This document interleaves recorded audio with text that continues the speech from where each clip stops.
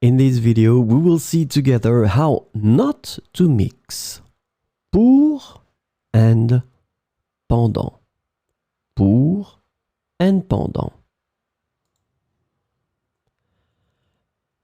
So pour and pendant are quite close, but still they are different, and we will use them in different situations. So we will see that in this lesson. So let's start with pour. So the important thing with pour is that it is used to express a duration in a planned future.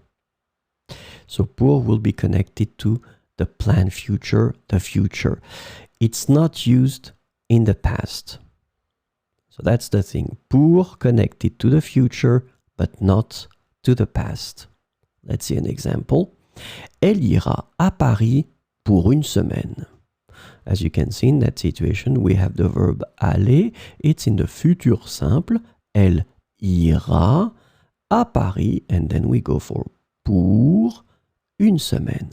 Elle ira à Paris pour une semaine. So remember, pour connected to the future, but not to the past. And so pendant, well, obviously, pendant, it is used to talk about a time in the past. So now you can see the difference. Pour, future, pendant, past.